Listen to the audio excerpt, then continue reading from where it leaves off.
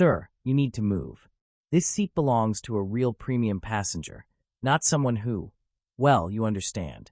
Please collect your belongings immediately. The flight attendant's voice, Stephanie, cuts through the first-class cabin like a blade. She points dismissively at the man in seat 1A, her gesture sharp and theatrical. Behind her, a well-dressed white passenger taps his foot impatiently, arms crossed in righteous indignation. Hamza Farouk sits calmly, Wall Street Journal folded in his lap. His tailored navy suit, freshly polished Oxfords, and quiet confidence should speak for themselves. But Stephanie sees only what she wants to see, a man with a neatly trimmed beard, wearing a kufi cap, who murmured as Salamu alaikum to the flight crew upon boarding. There's obviously been some kind of mistake with the seating system, she announces loudly, ensuring every passenger hears her judgment. The white passenger, Gregory, smirks. Finally, someone with sense. I knew that seat assignment couldn't be right. Hamza's hands remain steady. His jaw tightens almost imperceptibly. Around them, phones emerge like flowers turning toward sunlight. Have you ever been treated like an imposter in a space you rightfully occupied, while strangers decided your worth based on your faith, your name, or the way you looked? 1:23 p.m., 37 minutes before takeoff. Stephanie's performance escalates with the precision of someone who's done this before. She positions herself directly in front of Hamza's seat, blocking his view of the aisle while ensuring maximum visibility for her audience. Sir, I'm going to need to see your boarding pass and the credit card used for purchase. Her voice carries the authority of someone accustomed to being obeyed without question. Premium seats require verification of legitimate purchase. Gregory steps closer, his platinum status pin glinting under the cabin lights. I fly this route twice monthly. I've never seen this kind of confusion before. His pause drips with implication. Hamza reaches into his jacket pocket with deliberate calm. His boarding pass emerges crisp and unmarked. First class, seat 1A, purchased 3 weeks ago. He extends it towards Stephanie without a word. She snatches it like evidence of a crime, holding it up to the light as if examining counterfeit currency. This could be fraudulent. We've had issues with certain passengers using false documentation. Her eyes narrow as she tilts the pass back and forth. The printing quality looks suspicious. Before we proceed further, I want to take a moment to invite you to be part of something bigger than just this story. If what you've heard so far has made you feel, think, or reflect, even for a moment, then hit that like button so more people can discover voices like these. Subscribe to Muslim Stories Unheard so you never miss the next untold truth waiting to be heard. And if you've lived through moments of bias, resilience, faith, or triumph, or even witnessed them, share your experience in the comments. Let's get back to our story.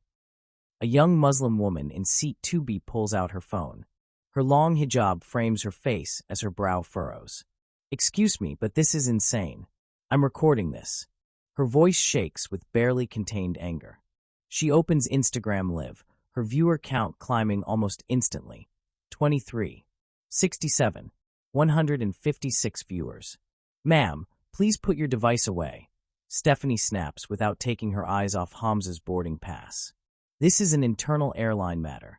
This is discrimination, and I'm documenting it, the woman responds, her voice steady now. The livestream title reads, Islamophobia at 30,000 feet, first-class discrimination. Gregory's impatience grows more theatrical. Look, I have a critical conference in Seattle. Can we just resolve this? I'm platinum status. I should have priority seating rights anyway. Hamza's briefcase sits beside him, the embossed Farouk Capital Group logo barely visible on the supple leather. His Wall Street Journal lies open to the business section, a headline visible in bold type. Skytech Airlines 500 miles merger vote scheduled for today. Hamza's phone buzzes insistently. The screen shows board members arriving for an emergency vote. 2 p.m. He glances at the message, then silences the device with practiced efficiency.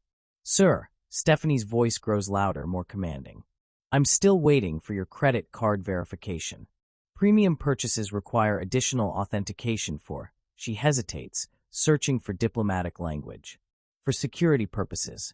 The discriminatory implications hang in the recycled cabin air like smoke, settling in the ears of every silent witness. Other first-class passengers shift uncomfortably. Some avert their eyes, complicit in their silence.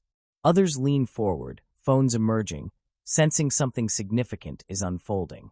An elderly white woman in 3A whispers to her husband, "This doesn't seem right." But she makes no move to intervene. Hamza finally speaks, his voice calm as still water. "What specific security concerns does my appearance raise?" The question cuts through Stephanie's prepared script like a blade. She fumbles for words. "It's not about. I mean, we have standard procedures." "Standard procedures that single me out specifically?" Hamza's tone remains conversational, but steel underlies every syllable. "Are you requiring credit card verification from other passengers?" Gregory interjects quickly, eager to shield the exchange from the obvious truth. "This isn't about religion. It's about airline policy and seating protocols." "Is it?" Hamza's gaze shifts to Gregory, steady and unblinking. "Tell me more about these protocols. When did you last show your credit card for seat verification?" Gregory's face reddens. "That's different. I'm a platinum member. The airline knows me."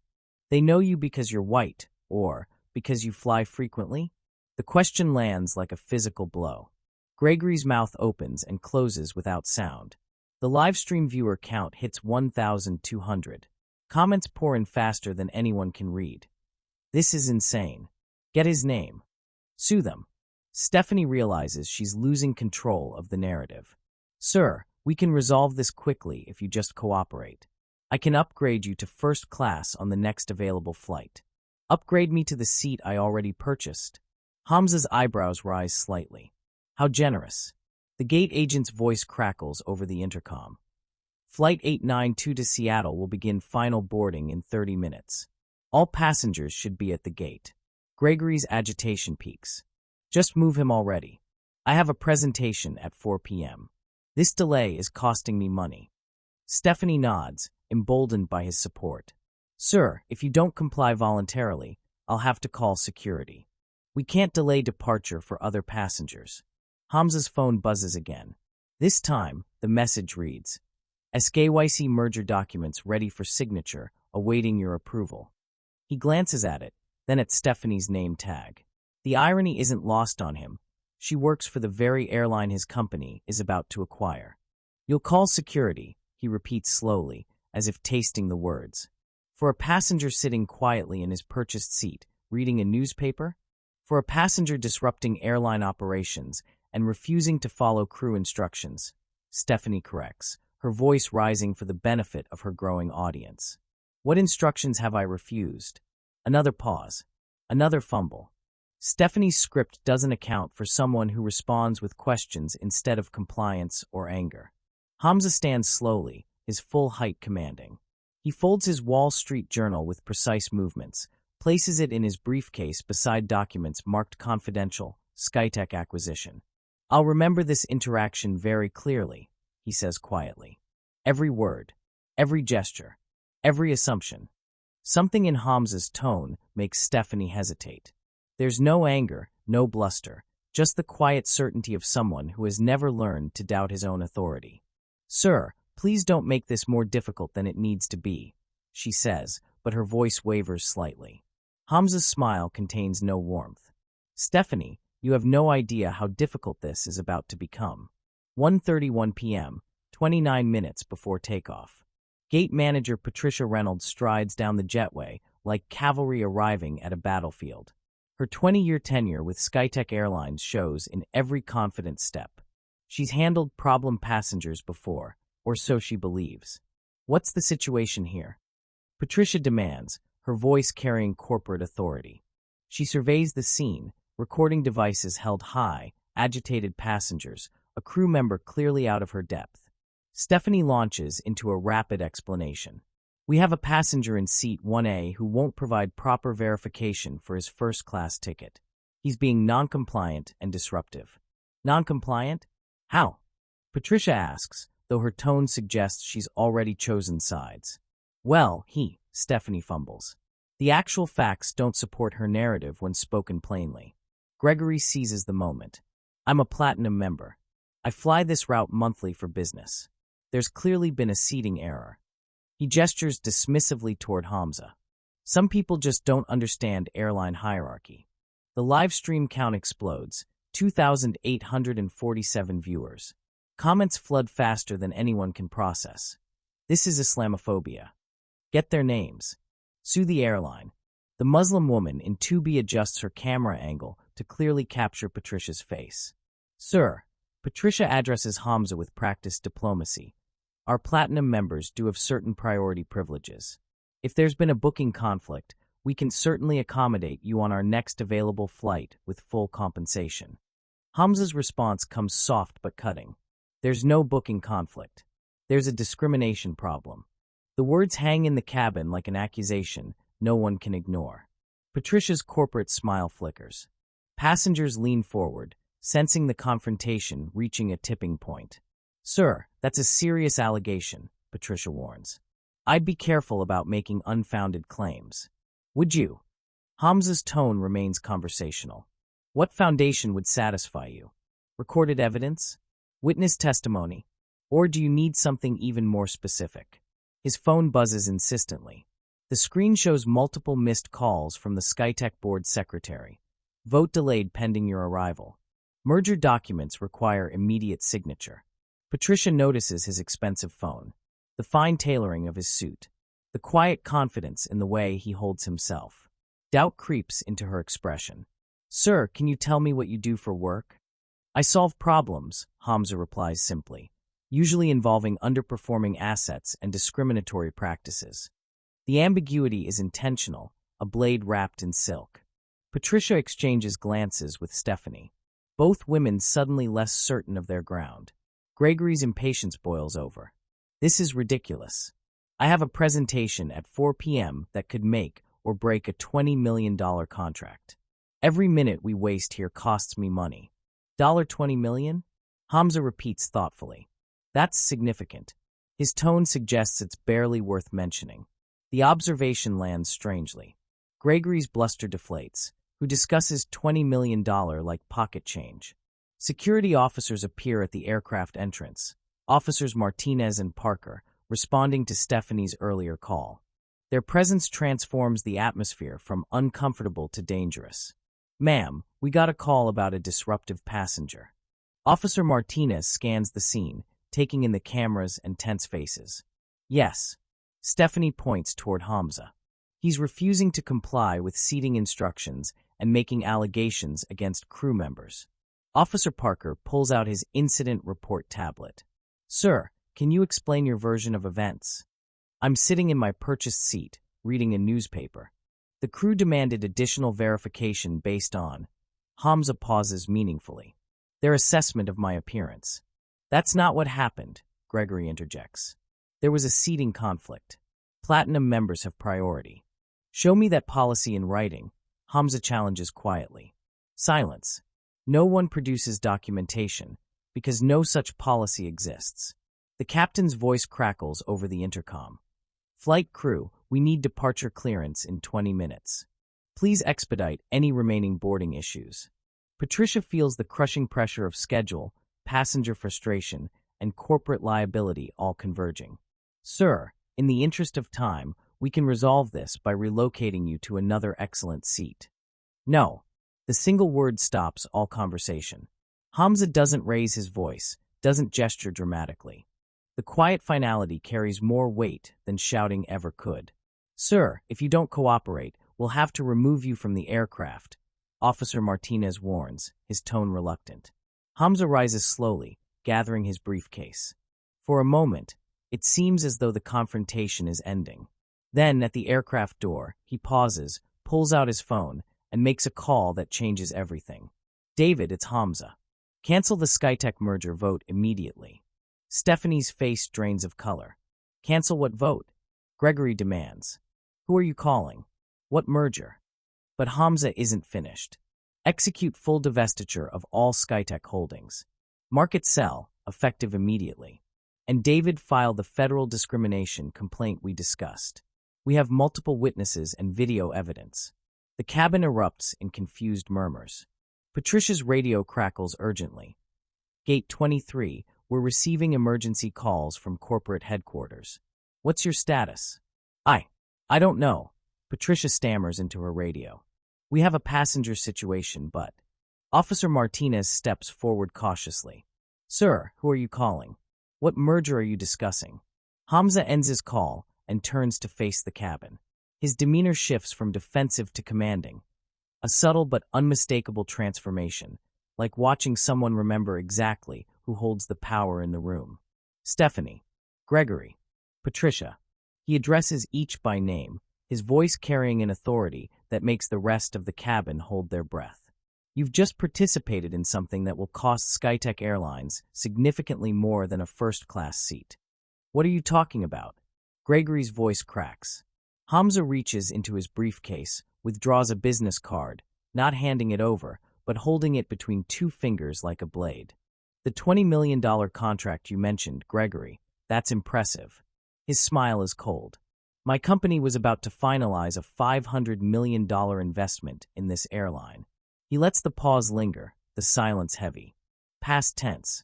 The number hits like a physical blow. Gregory stumbles backward. Stephanie grips the nearest seat for support. Patricia's radio explodes with frantic chatter from corporate headquarters. $500 million, someone whispers, the words cutting through the recycled air like a verdict. Officer Parker repeats carefully, as if making sure he heard correctly. $500 million? Confirmed, Hamza replies without hesitation. As of 3 minutes ago, Farouk Capital Group initiated full liquidation of our SkyTech Airlines position, stock sales, bond calls, merger cancellation, everything. The livestream audience spikes to 8,000 viewers. Comments blur past faster than anyone can read. Plot twist. He owns the airline. Investor just nuked them. SkyTech about to crash. Patricia fumbles with her radio. Operations, I need immediate executive contact. We have a situation involving major investor relations. Hamza's phone rings again. This time he answers on speaker, ensuring every soul in the cabin can hear. Mr. Farouk, this is Robert Parker, CEO of SkyTech Airlines. I understand there's been an incident on Flight 892. The cabin falls utterly silent. Stephanie's face drains of all color. Gregory's mouth opens and closes like a fish on dry land. Patricia looks as if she might faint. Yes, Robert, Hamza replies, his voice carrying boardroom authority. Now, your crew has provided an excellent demonstration of why our investment committee had concerns about SkyTech's operational culture. Mr. Farouk, please. If there's been a misunderstanding. No misunderstanding, Hamza cuts in, his tone calm but unyielding. Your employees saw a Muslim man in first class, kufi cap, beard, the whole thing, and immediately assumed fraud. The discrimination is documented by multiple witnesses. Through the phone, Robert Parker's breathing becomes audible. Sir, whatever happened, we can make this right. Please, don't let this affect our business relationship. Hamza looks directly at Stephanie, whose career is evaporating in real time. Robert, that decision has already been made. 1:37 p.m., 23 minutes before takeoff. The phone conversation continues on speaker, each word falling like hammers on the crew's careers. Robert Parker's voice carries the desperation of a CEO watching his company's future dissolve in real time. Mr. Farouk, please, let's discuss this rationally. Whatever our staff did wrong, we can correct it immediately. Hamza's business card finally emerges from his briefcase. He holds it up for the recording devices to capture. Hamza Farouk, Chief Executive Officer, Farouk Capital Group. The gold embossing catches the cabin lights like a blade. Robert, rationality would have been treating your customers with dignity, regardless of their faith or appearance, Hamza says, his voice calm but edged with steel. What happened here wasn't an isolated mistake. It was institutional bias in action. Stephanie finds her voice, though it emerges as a whisper. You can't really be a CEO. The statement hangs in the air like smoke from a crashed plane. Around the cabin, passengers lean forward, recording devices capturing every moment of her professional destruction. Can't be. Hamza's eyebrows lift slightly. Because I'm Muslim? Because I don't fit your mental image of executive power. Gregory, still reeling from the magnitude of his miscalculation, stammers. But, 500 million? That's impossible. Nobody just carries that kind of money around. Hamza's smile contains no warmth. Gregory, I don't carry money around. I move it. Farouk Capital Group manages $12 billion in assets. Our Skytech position was modest by our standards until today. The numbers hit like physical blows. Patricia's legs buckle. She grips the nearest seat for support. Officer Martinez takes a step backward, suddenly uncertain who should be protecting whom. Through the phone, Robert Parker's voice cracks. Mr. Farouk, our board will convene immediately. Whatever remedial action you require. The remedial action required was basic human decency, Hamza interrupts. Your crew failed that test spectacularly. The live stream count rockets past 15,000 viewers. Major news outlets begin picking up the feed. Hashtag Skytech scandal starts trending nationally alongside hashtag Muslim CEO. Stephanie makes a desperate attempt at damage control. Mr. Farouk, sir, I sincerely apologize. I made a terrible mistake. I was just following standard procedures. Standard procedures that target Muslim passengers specifically? Hamza's question slices through her defense. Show me those procedures in writing. Silence. No such procedures exist, at least not officially. Patricia's radio explodes with urgent chatter. Gate 23, we have media calls flooding the switchboard. The stock price is dropping. We need immediate crisis management protocols. Officer Parker clears his throat nervously. Mr. Farouk, how should we proceed with this situation? You could start by removing your hand from your weapon, Hamza observes quietly. I'm not the threat here. Institutional prejudice is the threat. Officer Parker realizes his hand has indeed drifted toward his baton. He steps back, both officers suddenly aware they are being live-streamed, while appearing to threaten a prominent Muslim CEO. The captain's voice returns over the intercom, noticeably altered in tone. This is Captain Rodriguez. Mr. Farouk, I need to speak with you immediately regarding our flight operations and corporate instructions. Gregory makes one last desperate attempt. Look, this is all blown out of proportion. I just wanted my assigned seat.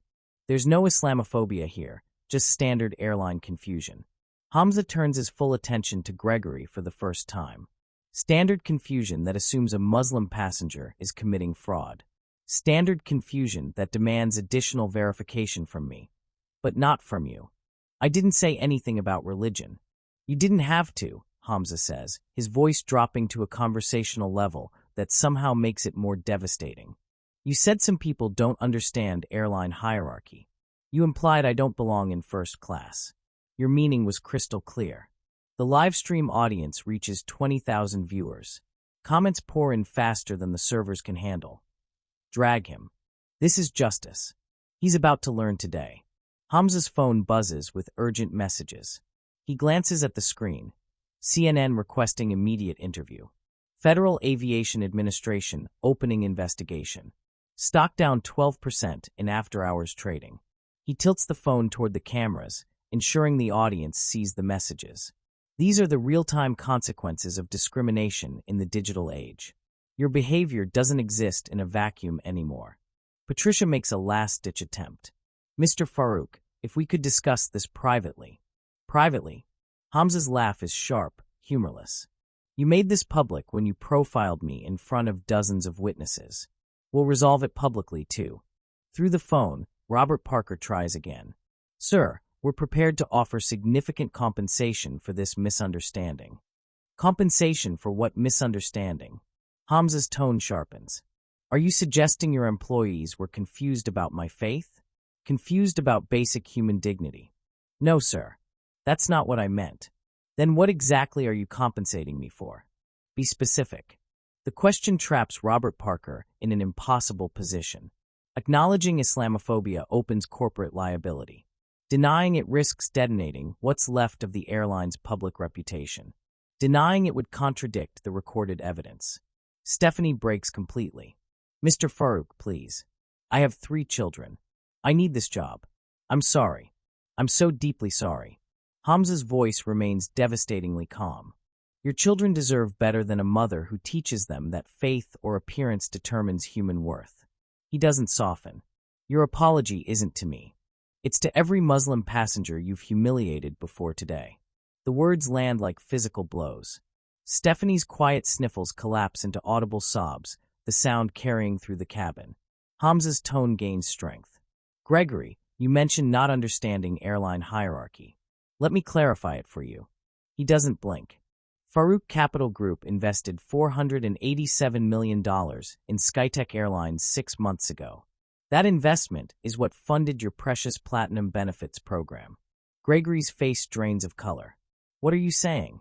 I'm saying your Platinum status exists because of my money. Your priority seating, your expedited check-in, your complimentary upgrades. All of it was funded by the Muslim man you just tried to have removed from first class. The irony hits like a sledgehammer. Gregory stumbles backward, gripping the bulkhead for support. Hamza opens his laptop, fingers moving with precise efficiency. Let me show you some real numbers. He turns the screen toward the recording devices, ensuring the live stream captures the documents.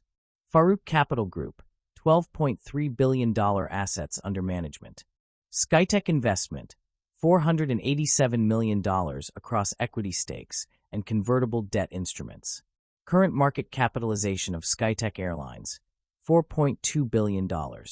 Our position represents 11.6% equity ownership. The numbers stun the cabin into silence. Patricia's radio crackles again. Gate 23. We have an emergency board meeting called. All senior executives converge immediately. Hamza raises an eyebrow. That's interesting timing. Robert, are you calling an emergency board meeting? Yes, sir. Robert Parker's voice admits over the speaker. We need to address this situation immediately. Good, Hamza replies. Because I have some demands. The word demands shifts the entire energy in the cabin. Stephanie's sobbing stops mid-breath. Gregory's desperate protests wither before they're spoken. Patricia locks her eyes on Hamza as though her career depends on it. Because it does. First, Hamza continues, immediate termination of all crew members involved in today's discrimination. Non-negotiable. Mr. Farouk, Stephanie begins, but he cuts her off. Second, comprehensive bias training for all customer-facing staff. Not online modules. Intensive in-person programs conducted by qualified consultants. Patricia frantically types notes into her tablet. Third, body cameras for all passenger interactions with real-time monitoring, cloud storage, and third-party oversight. Sir, Robert Parker's voice wavers through the phone. These changes would cost millions. Less than you'll lose in lawsuits and lost business if this behavior continues. Hamza responds without hesitation. Fourth, monthly diversity audits with results published publicly. Full transparency. The live stream count hits 25,000. Major news networks are scrambling to reach Hamza's office. The story spreads across social media like wildfire. Fifth and final, a customer complaint escalation system. Any discrimination allegation must go directly to the executive level within 24 hours. No more middle management cover-ups. He closes his laptop with decisive finality. Those are my terms, Robert. Full implementation within 90 days, or Farouk Capital Group divests entirely and publishes a detailed report on why we consider SkyTech Airlines an unsuitable investment due to institutional bias against Muslim passengers. Through the phone, Robert Parker's breathing turns heavy. Mr. Farouk, these changes would revolutionize our entire operation. They would bring your operation into the 21st century, Hamza corrects sharply. The choice is yours, Robert. Evolve, or lose nearly $500 million in investment capital. Officer Martinez clears his throat. Mr. Farouk, how would you like us to proceed regarding the initial complaint? File a report documenting everything you witnessed. Include the video evidence. Send copies to the FAA, the Department of Transportation, and the FBI Civil Rights Division. Patricia's face drains of color. The FBI. Civil rights violations in interstate commerce fall under federal jurisdiction, Hamza explains calmly. Today's profiling potentially violates multiple federal statutes. His phone rings again. He answers on speaker. David, what's our status? Hamza, the media is exploding. CNN, MSNBC, Fox Business, all requesting immediate interviews. SkyTech stock is down 18% in after-hours trading. The story's gone viral. Good, Hamza replies. Schedule the interviews for tomorrow morning. Make sure they understand this isn't personal, it's about systemic change. Hamza ends the call and looks directly at the live stream camera held by the hijabi passenger in 2B. Ladies and gentlemen watching this unfold, remember this. Economic pressure creates change faster than moral appeals. Today, discrimination became too expensive for SkyTech Airlines to ignore. The aircraft door opens.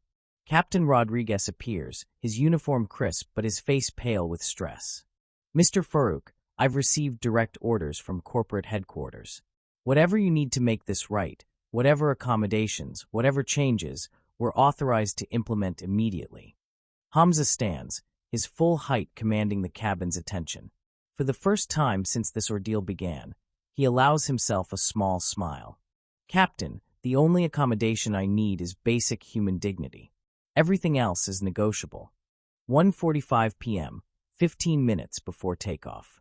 The aircraft transforms into an impromptu boardroom.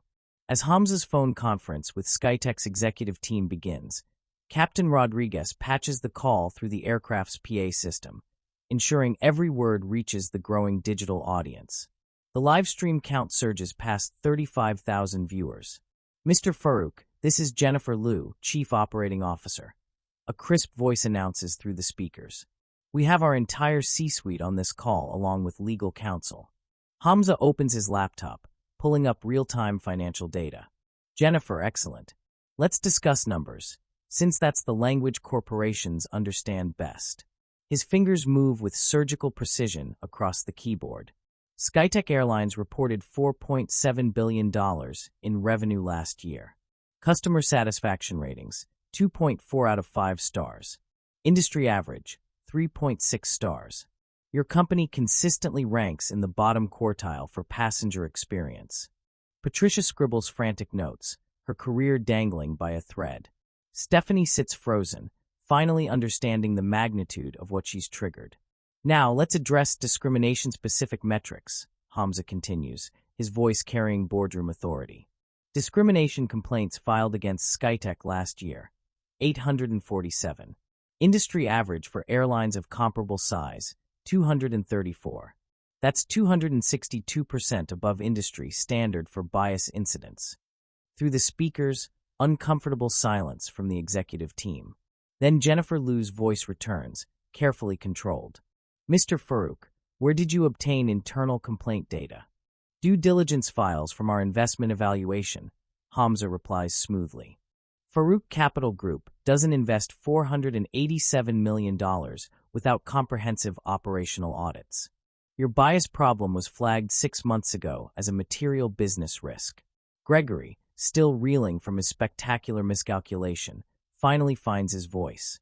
You knew about the problems and invested anyway?" Hamza's gaze shifts to him with something almost resembling pity. "We invested believing management would address systemic issues. Today's incident proves that belief was misplaced." The phone crackles as another voice joins the call. "Mr. Farouk, this is David Morrison, SkyTech's Chief Financial Officer. Can we discuss the financial impact of your concerns?" "Certainly, David. Let's start with settlement costs." Hamza pulls up another spreadsheet. SkyTech paid $23.7 million in discrimination settlements last year. Average per incident, $28,000. Today's incident, with live documentation and viral distribution, will likely exceed $2 million in exposure. The numbers hit like artillery shells. Patricia's tablet slips from her hands. Officer Martinez exchanges a stunned glance with Officer Parker, both men realizing they nearly became part of a multi-million-dollar liability event. "Furthermore," Hamza continues, "your stock price has dropped 18% since this live stream began. Market cap decline, approximately $756 million. My investment is down $87 million in the past 30 minutes. Through the speakers, David Morrison's voice cracks. "Sir, we're prepared to discuss immediate remedial measures." "Good," Hamza says evenly, "because I have specific requirements." Hamza's tone brooks no negotiation. First, immediate implementation of bias prevention protocols. Cost estimate, $15.2 million annually. $15 million? Jennifer Liu's voice rises. That's a significant operational expense. Compare it to last year's $23.7 million in discrimination settlements, Hamza replies evenly, plus today's $756 million market cap loss. Bias prevention isn't a cost, Jennifer. It's profitable. The live stream chat explodes. He's destroying them with facts. This is how you use leverage. Math doesn't lie. Hamza continues his systematic dismantling. Second, body cameras for all customer service interactions. Implementation cost, $8.4 million. Annual maintenance, $2.1 million. Compare that to the legal exposure you're currently facing. Patricia's radio crackles. Gate 23, we have federal investigators requesting passenger manifests and crew records. This is escalating beyond corporate level, a voice warns. Federal investigators, Hamza repeats thoughtfully. Jennifer, are you aware that the Department of Transportation has opened a formal investigation into Skytech's customer service practices? Silence. Then Jennifer's voice returns, tight with stress. We weren't informed of any federal involvement. You are now. DOT investigators are requesting complete records of discrimination complaints, settlement agreements, and training protocols, Hamza says, his fingers still dancing over the keyboard. They're particularly interested in repeat offender patterns among staff members. Stephanie's sobbing resumes, the implications clear. Her pattern of targeting Muslim passengers is about to become federal evidence. Third requirement, Hamza continues relentlessly. Executive accountability measures. Any manager whose department generates discrimination complaints faces immediate performance review. Multiple incidents result in termination. Mr. Farouk, David Morrison interrupts. Union contracts make immediate termination difficult. Then renegotiate the contracts, Hamza's voice sharpens. Your executives execute, that's their job. His phone buzzes with an urgent message. He glances at it, then addresses the call. I'm receiving real-time updates from CNN, MSNBC, and Fox Business. This story is going national in the next news cycle. Your window for proactive response is closing rapidly. Through the speakers, hurried whispers and frantic typing. The Skytech executive team scrambles to contain a crisis that's already escaped their control. Fourth requirement, monthly diversity audits conducted by external firms. Results published on your website within 48 hours of completion. Full transparency. No editorial control. Published audits. Jennifer sounds horrified. That level of transparency could damage our competitive position. Your competitive position is already damaged, Hamza observes. Transparency demonstrates commitment to change. Secrecy suggests you're hiding ongoing problems. Captain Rodriguez approaches respectfully. Mr. Farouk, we're receiving updated corporate instructions. All crew changes, policy implementations, whatever you require, we have unlimited authority to comply. Unlimited authority, Hamza repeats. Interesting. Who authorized that? Through the phone. Mr. Farouk, this is Robert Parker. I've personally authorized all necessary changes to resolve this situation. Robert, we spoke earlier. Have you reconsidered the severity of today's discrimination? Yes, sir. We understand this represents a fundamental failure of our corporate culture. Hamza's smile contains no warmth. Excellent. Then you'll understand my final requirement, a customer complaint escalation system. Any discrimination allegation bypasses middle management and goes directly to C-suite level within 24 hours. Direct C-suite involvement in individual complaints. David Morrison sounds panicked. That could overwhelm executive schedules. David, if discrimination complaints overwhelm your schedule, you have bigger problems than schedule management. Hamza's tone could freeze water. Executive attention should focus on preventing discrimination, not managing its aftermath. The livestream audience peaks at 50,000 viewers. News outlets scramble to contact aviation industry experts for analysis. Hashtag Skytech accountability trends nationally. Implementation timeline, Hamza concludes, 90 days for full deployment. Progress reports every 30 days. First external audit in 60 days. Noncompliance triggers immediate divestiture. Through the phone, Jennifer Liu's voice wavers. Mr. Farouk, 90 days seems aggressive for such comprehensive changes. Jennifer, you've had years to address systemic bias, Hamza replies without hesitation. 90 days is generous. His fingers pause over the keyboard. Alternative timeline. Farouk Capital Group initiates hostile takeover proceedings tomorrow morning. We strip Skytech of assets and sell profitable routes to your competitors. The threat lands like a nuclear bomb. Complete silence from the executive team. Patricia's face goes pale as fresh snow. Even the live stream comments slow for a moment. Did he just say hostile takeover? Hostile takeover? Robert Parker repeats weakly. Complete corporate restructuring, Hamza confirms. New management, new policies, new culture, or voluntary compliance with my requirements. Your choice, Robert. His phone buzzes again. Federal investigators requesting immediate interview, Hamza announces. Media circus forming outside your headquarters.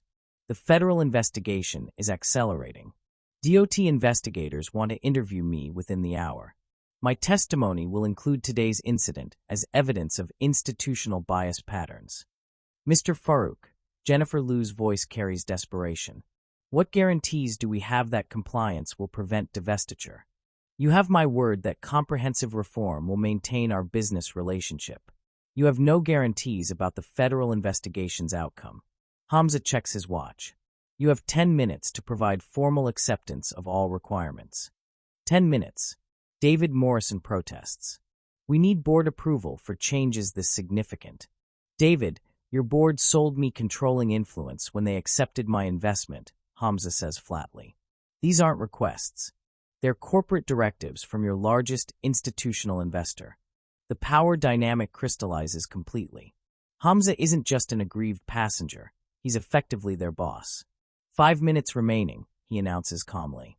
Jennifer, I need verbal commitment to all 5 requirements on this recorded call. Through the speakers, frantic whispers, urgent typing. Then, Jennifer Liu's voice, defeated. Mr. Farouk, Skytech Airlines formally accepts all proposed requirements. Full implementation within 90 days. Excellent. David, prepare contracts reflecting these commitments. Robert, schedule an emergency press conference for tomorrow morning. You'll announce comprehensive anti-discrimination initiatives. Hamza closes the laptop with decisive finality. Ladies and gentlemen, this is how systemic change occurs. Not through anger or violence, but through economic pressure and public accountability. The live stream audience erupts in digital celebration. Justice has been served in real time, broadcast live to 50,000 witnesses. 6 weeks later, Skytech Airlines corporate headquarters. The transformation at Skytech Airlines unfolds with the precision of a military operation. In the gleaming conference room overlooking Seattle's skyline, the monthly progress review reveals numbers that would have seemed impossible just 2 months earlier. Implementation Status Report announces Dr. Kesha Williams, Skytech's newly appointed Chief Diversity Officer, the first tangible change following Hamza's ultimatum. Body camera deployment is 94% complete across all major hubs. We've had 0 discrimination complaints since activation.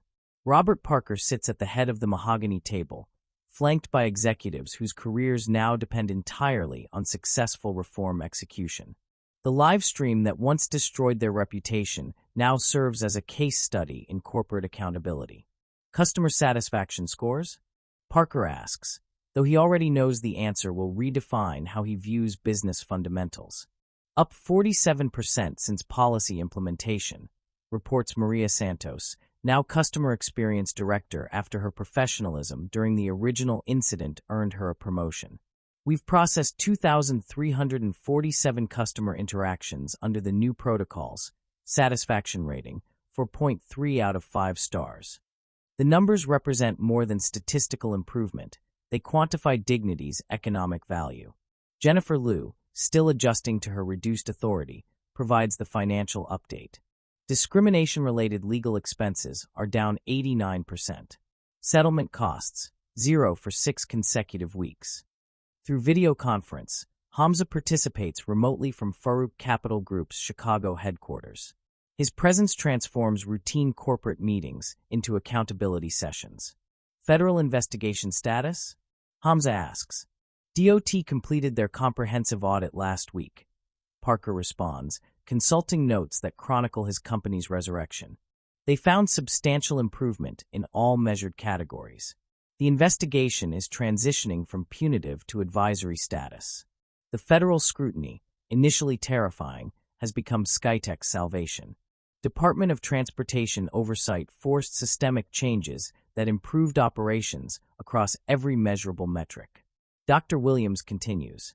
Staff bias training completion rate is at 100% for all customer-facing roles.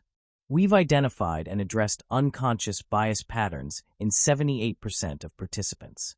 The most significant improvements came from staff who initially scored highest on implicit bias assessments. Stephanie Martinez and Gregory Henderson, once the faces of the incident, have become unexpected symbols of institutional transformation. Stephanie, after her termination, enrolled in comprehensive bias counseling and now speaks at diversity training sessions nationwide. Her journey from perpetrator to advocate has become proof that deep-seated prejudice can be challenged and changed with commitment and education. What about the scholarship program? Hamza inquires. The Farouk Capital Aviation Diversity Scholarship launched 3 weeks ago, Dr. Williams reports. It's fully funded to support 50 students annually pursuing careers in aviation management. Applications have already exceeded projections by 340%. The first recipients begin coursework next semester. But the most profound changes extend beyond corporate boardrooms and into industry culture.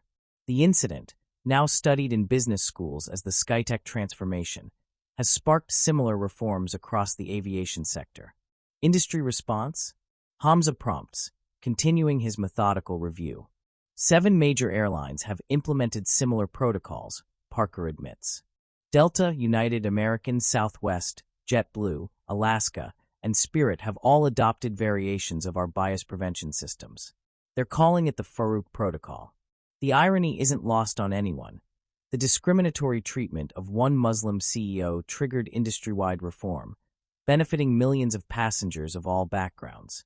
Financial metrics tell the most compelling story. David Morrison, voice steady despite the turbulence of recent months, presents figures that validate Hamza's economic arguments. Implementation costs totaled $18.3 million, tracking 12% under budget projections. Revenue impact? Hamza asks. Customer retention up 34%. New bookings among Muslim and other minority passengers increased 89%. Word-of-mouth marketing in previously underserved communities generated $67 million in additional revenue. Morrison pauses, still processing the scale of the shift. Bias prevention proved more profitable than our most optimistic projections. The original livestream, viewed over 4.2 million times, continues generating positive publicity. Comments celebrate the transformation. This is how you create real reform. Every company should study this. Economic pressure works. Dr. Williams adds critical context. We've shared our training protocols with 12 other industries. Hotels, restaurants, retail chains, and healthcare systems have all requested consultation on implementing similar programs. The ripple effect now extends far beyond aviation. These Muslim stories, real, lived experiences of quiet power confronting institutional prejudice, have inspired accountability movements across corporate America. Stock performance? Hamza asks, though the market data already tells the story. Share price recovered fully and gained 23% above pre-incident levels, Morrison reports. Market analysts cite our diversity initiatives as competitive advantages.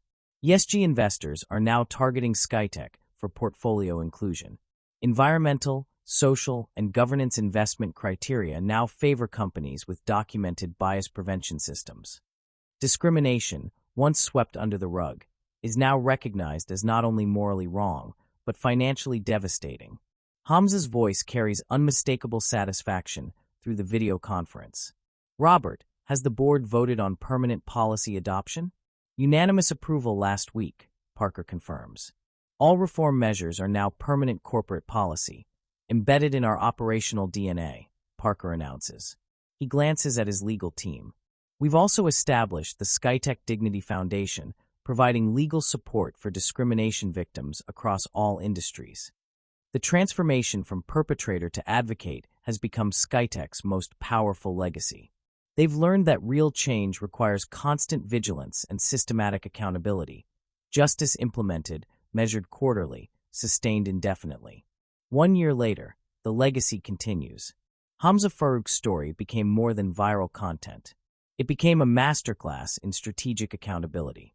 The original live stream, now viewed over 12.8 million times, has transformed from viral drama into a teaching tool studied at Harvard Business School as the blueprint for the economic justice movement. The Skytech incident proved that sustained change requires economic consequences, not just moral arguments. Within 12 months, 17 major corporations adopted similar bias prevention protocols. Hotels, restaurants, retail chains, and healthcare systems all requested consultation on implementing Farooq-style accountability measures. Stephanie Martinez completed her transformation from discriminator to advocate. Now director of inclusion training at the National Diversity Institute, she addresses corporate audiences nationwide. "I was that person," she tells executives during mandatory bias training sessions. "I made assumptions based on faith and appearance because no one challenged me to examine my prejudices. Mr. Farooq could have destroyed me completely. Instead, he created an opportunity for me to become better." Her evolution demonstrates that even deeply ingrained prejudice can change when consequences create teachable moments. The live stream that ended her airline career launched her mission to prevent others from making similar mistakes.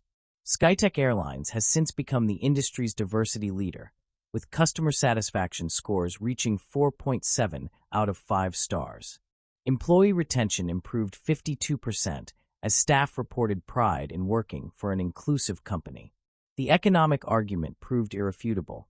Treating people with dignity generates measurable profit. Gregory Henderson, the passenger who insisted Hamza be removed, issued a public apology 6 months later. His company, the one with the $20 million contract, lost a major client who cited Gregory's behavior as incompatible with their corporate values. The ripple effect reached far beyond the cabin. Federal legislation inspired by the incident passed with bipartisan support. The Dignity and Commerce Act, mandating bias training and incident reporting for all customer-facing businesses in interstate commerce. Real-life stories of discrimination now carry legal weight, creating federal accountability for institutional prejudice. The Global Dignity Initiative, Hamza's foundation, has handled 2,147 discrimination cases across 34 industries, achieving systemic change in 83% of interventions.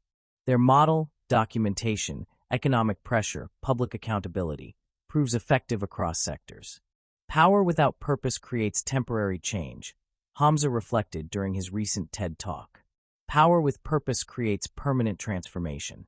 The goal isn't to punish individuals. It's to reform systems that enable discrimination. Social media continues amplifying these Muslim stories. Real accounts of quiet strength confronting institutional bias, inspiring similar acts of accountability across the nation. Passengers now document airline treatment without hesitation. Restaurant customers live-stream discriminatory service. Retail shoppers record biased interactions. The tools for accountability have been democratized. Your voice drives this movement forward.